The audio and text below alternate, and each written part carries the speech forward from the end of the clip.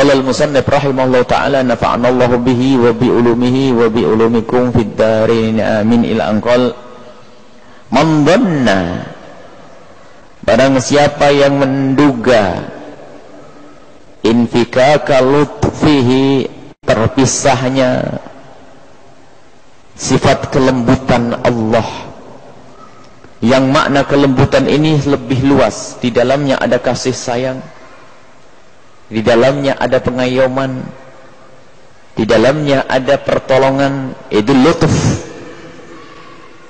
Man dhanna infikaka lutfihi, barang siapa yang menduga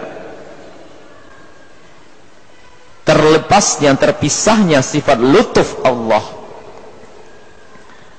an qadarihi, dari apa yang Allah telah tentukan kepada hambanya, fadzalika likusuri nadharihi, yang demikian itu terjadi karena kurang cermatnya di dalam memandang, di dalam melihat Allah. Qadar Allah itu bermacam-macam untuk kita.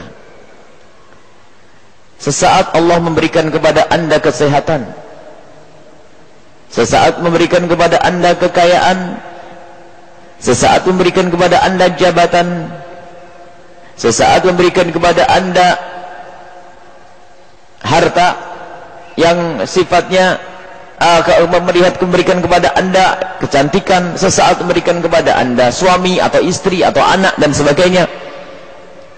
Itu adalah qadar Allah. Dan juga sesaat Allah menjadikan Anda sakit. Ada yang diberikan oleh Allah rasa bahasanya anaknya dicabut, diambil, ada suaminya meninggal, ada istri yang meninggal, ada. Itu adalah qadar Allah. Jadi qadar Allah, ketentuan Allah kepada hambanya itu bermacam-macam. Sesaat indah diberi nikmat, sesaat dicabut itu nikmat. Nah, dari model-modelnya qadar Allah ini, bagaimana cara pandang kita? Mungkin bagi seseorang untuk menyadari kelembutan Allah di saat diberi rezeki sangat mudah. Anda mendapatkan rezeki, diberi kesehatan oleh Allah, alangkah mudahnya Anda mengatakan, aku telah diberi kasih sayang oleh Allah, kelembutan oleh Allah, buktinya aku diberi oleh Allah rezeki yang banyak. Nah, kalau itu gampang memahaminya. Dan di saat kesehatannya diambil oleh Allah sehingga ia sakit, hartanya habis, sakit, hartanya habis, apa yang ada di dalam hatinya? Kalau dia mengatakan lutuf Allah sudah tidak ada lagi untukku, kasih sayang Allah sudah tidak ada lagi untukku, kalau dia ngomong begitulah, ini dhanna infikaka lutfihi, menduga bahasanya kelembutan Allah, sifat lembut Allah itu terpisah dari ketentuan Allah. Allah menentukan kepada Anda sakit, lalu Anda menduga bahasanya Allah sudah tidak berlutuf kepada saya, Allah tidak memberikan kelembutan kepada saya. Maka ketahuilah, kalau ada orang menduga kayak begitu, dia tidak cermat, pandangannya itu pandangan yang tidak tajam, tidak cerdas. Kenapa? Lah ini Ibn Athaillah As-Sakandari mengajari agar kita punya pandangan cerdas. Jangan kusurin nadhar, harus hiddah nadharnya yang tajam. Tidak boleh kita pendek dalam cara pandang, kurang, jadi itu picik. Sehingga dalam bab lain disebutkan tentang husnudzan billah, berprasangka baik kepada Allah dalam segala hal. Jika Allah memberikan kepada Anda kenikmatan, maka kita syukur kepada Allah. Tapi di saat Allah mengurangi itu semua, tidak ada alasan kita untuk berprasangka buruk kepada Allah. Sebab kalau berprasangka buruk kepada Allah ini, seperti hikmah ini, menganggap Allah sudah tidak kasih sayang lagi, Allah tidak memberikan sifat lutuf, Allah tidak memberikan sifat lutuf, Allah tidak disampaikan Allah tidak berlutuf lagi, kalau lutuf itu berlemah lembut kepada kita, Allah tidak berlembut, memperlakukan kita dengan kelembutan. Jadi kalau suudan kepada Allah, prasangka buruk kepada Allah, itu artinya kita menduga Allah tidak memperlakukan kita dengan kelembutannya. Dan lembut ini maknanya apa? Jadi lembut itu kapan? Makna kasih sayang itu kayak apa sih?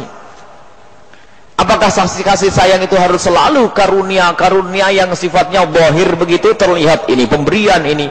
Bukan. Itu kan pandangan yang pendek. Karunia itu bukan sekedar pemberian ini. Kadang sakit itu karunia yang amat besar. Dan ini diulang-ulang oleh Ibn Athaillah Al-Sakandari, makna yang serupa, agar kita itu jangan sampai masuk kepada bab kita menduga kepada Allah dengan dugaan yang jelek. Kalau sudah menduga kepada Allah dengan dugaan yang jelek, itu hakikat kehinaan buat kita. Karena Allah tidak akan memberikan rahmat kepada kita. Karena kita sudah suudzon kepada Allah. Ana inda dhanni 'abdi bi. Kalau kita menduga kepada Allah dengan kebaikan, Allah kasih yang baik untuk kita. Sehingga seorang hamba yang soleh, di saat diberi oleh Allah sakit, ia bersyukur. Bahkan suatu ketika ada orang yang diberi oleh Allah sakit berminggu-minggu, berbulan-bulan, kemudian setelah itu ada orang yang berjanji mau mengobati, dia menolak. Aku tidak perlu diobati, karena aku menduga bahwasanya dengan inilah Allah mencintaiku. Sakit dicari, dengan rasa sakit yang ia rasakan dia senang. Wadzalika likusuri nadharihi. Jadi kalau orang belum bisa paham makna ini, maka pandangannya itu pendek, belum sempurna. Jadi semua apa yang Allah berikan kepada kita dari kebaikan, kemudian dari kekurangan, maka kita harus tetap husnudzon kepada Allah Subhanahu wa ta'ala. Sebab semua kehancuran, misalnya kehancuran, kekurangan, tentu di balik itu Allah menghendaki bagi kekasihnya ahli iman untuk kemuliaan. Biarpun kemuliaan itu kadang tidak dilihat di dunia, hanya dilihat di akhirat nanti. Dan alangkah banyaknya ternyata kelebihan yang diberikan oleh Allah justru untuk dihancurkan. Hati-hati di sini. Ada kelebihan oleh Allah, masya Allah, kenikmatan. Ada istidraj. Karena Allah tidak sayang kepadanya, biar aku kasih jabatan dia, aku kasih dia pangkat, aku kasih harta, tapi aku tidak kasih sayang dengannya. Biarin dengan itu, biar aku bisa seksa bebas-bebasnya nanti. Aku akan seksa dia. Dalam Al-Quran disebutkan ya, dalam satu ayat dalam surat Al-An'am ayat ke-6, alam yarau kam ahlakna min qablihim min qarnin makkannahum fil ardi ma lam numakkin lakum. Jadi kita suruh belajar, apakah mereka itu tidak melihat berapa banyak kaum sebelum mereka telah aku hancurkan, padahal mereka aku beri kekuatan. Jadi dulu ada negeri adidaya yang lebih gede dari Amerika. Fir'aun dulu lebih gede dari Amerika. Kekayaannya yang namanya Korun lebih gede dari siapa orang paling kaya saat ini di Amerika sana. Amerika itu dibanding apa yang dimiliki Fir'aun ya. Fir'aun itu ngaku Tuhan, dianggap oleh rakyatnya. Coba George Bush suruh ngaku Tuhan. Ada kan? Siapa sekarang? Siapa presidennya? Siapa presiden sekarang? Alhamdulillah tidak hafal kita ya. Obama ya. Obama itu lupa ini.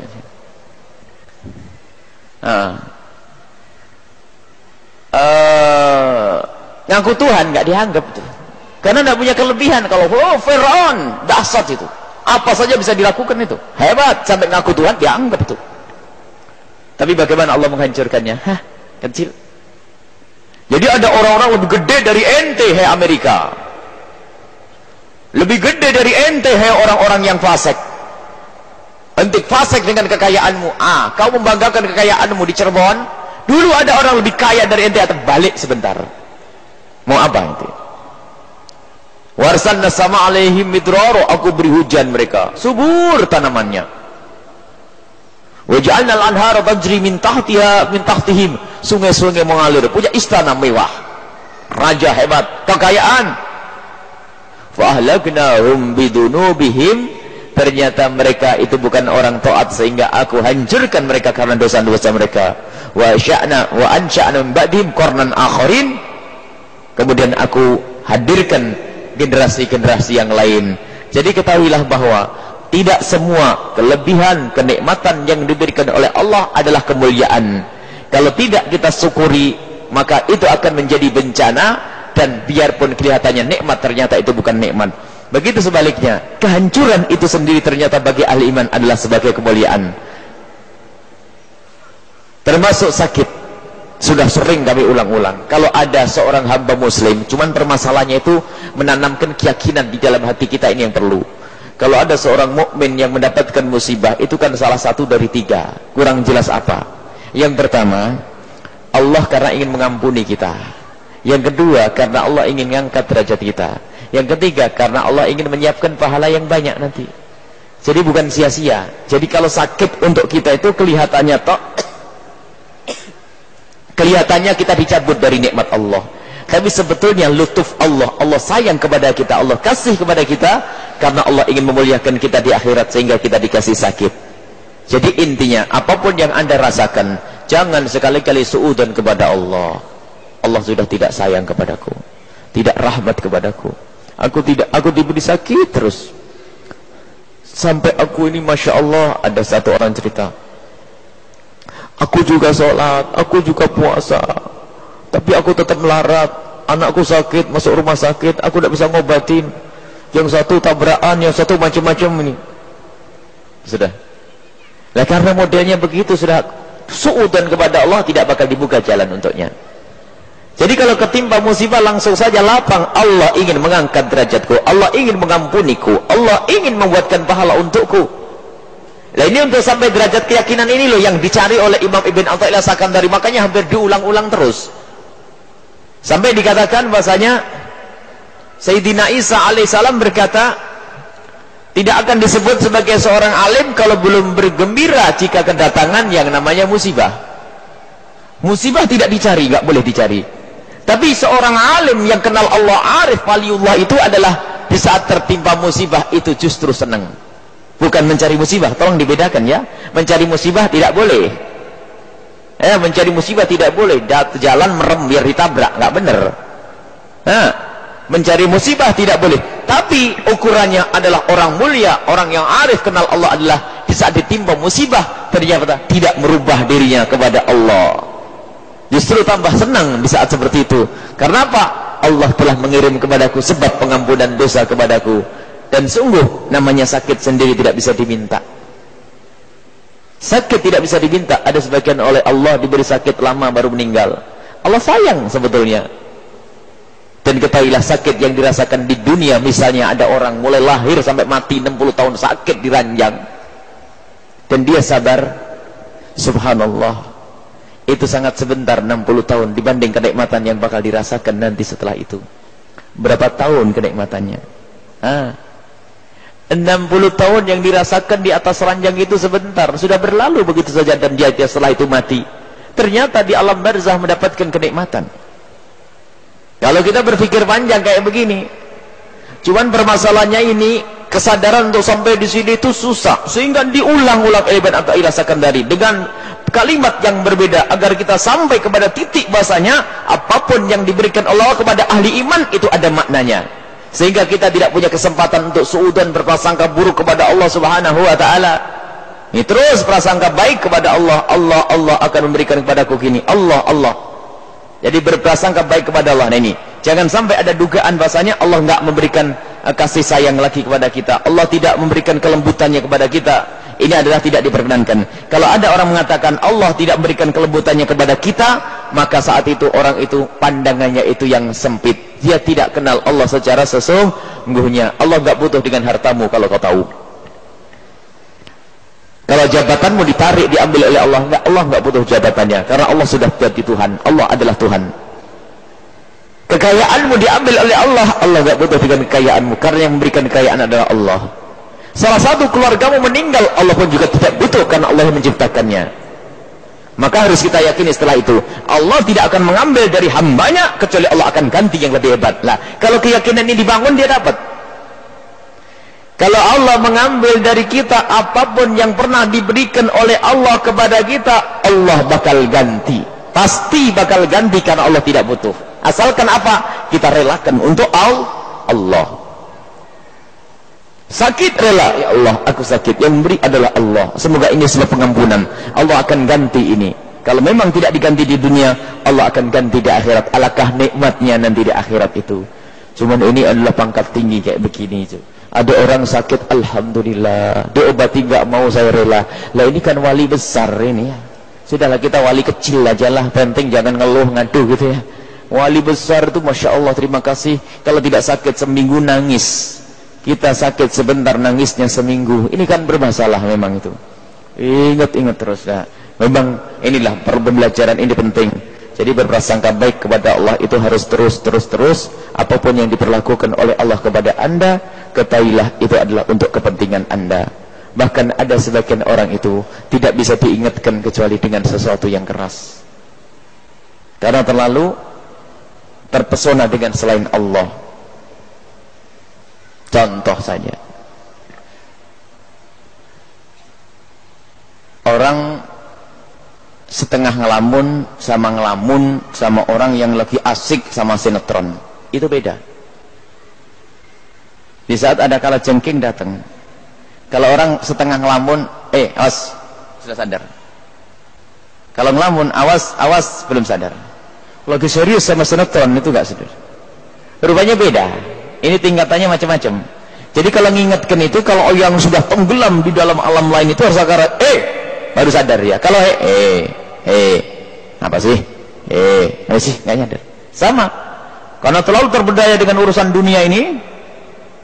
Terpedaya dengan urusan dunia sehingga kalau ngingetkan harus agak keras. Kalau diingetin kalem-kalem nggak sadar-sadar nih. Harus peringatan itu kadang-kadang keras. Ternyata peringatan keras jeder itu kasih sayang, itu hakikatnya. Kalau jengking, astagfirullahaladzim, kan sadar ya. Kalau kalah jengking, ya nggak masuk. Kenapa? Dia lagi tenggelam di alam lain dia. Sama urusan dunia pun begitu. Sebagian hamba Allah tuh nggak sadar, diingatkan hanya sekedar pusing, ya pusing, ya ini mikiran ini karena pengaruh makanan, ini nggak pernah Allah baru, wah ini kalau cuman pusing toh ini hambaku ini nggak kembali kepada aku nih, sudahlah, ayo naik motor tidak jedar masuk rumah sakit ICU, Allah, oh harus gitu ini. Sebab kalau pelan-pelan nggak sadar nih, ternyata jedernya itu kasih sayang Allah biar dia ingat Allah. Suruh pilih kita ini, cepat sadar atau enggak, gitu loh ya. Jadi kalau cepat sadar nanti peringatannya pelan-pelan dari Allah Subhanahu wa taala. Intinya jangan berprasangka buruk kalau Allah memberikan kepada kita sesuatu. Karena biarpun jeder ternyata biar ingat Allah. Sakit biar ingat Allah. Dulu kaya raya jadi melarat, masya Allah. Kaya raya nggak pernah ngaji, nggak pernah ke masjid. Giliran melarat, masya Allah, Allah. Lumayan. Coba sudah melarat, nggak sadar lagi, kacau ini. Suudzon pada Allah. Kenapa kok saya begini? Padahal saya sholat juga ini. Kok saya melarat terus ini?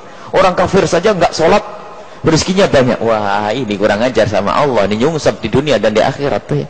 Nah ini yang perlu dibangun oleh Ibn Athaillah Sakandari. Apapun yang diperlakukan oleh Allah kepada anda, prasangka baik. Allah berikan sakit kepada anda, Allah akan mengampuni dosa anda dan Allah akan mengangkat derajat anda. Kalau ternyata ada sanak keluarga yang meninggal, ketahuilah itu musibah. Dan musibah bagi ahli iman sebetulnya bukan musibah.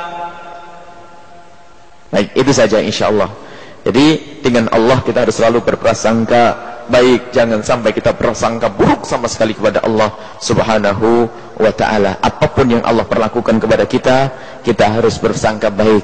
Itu adalah untuk kebaikan kita. Wallahu a'lam bissawab.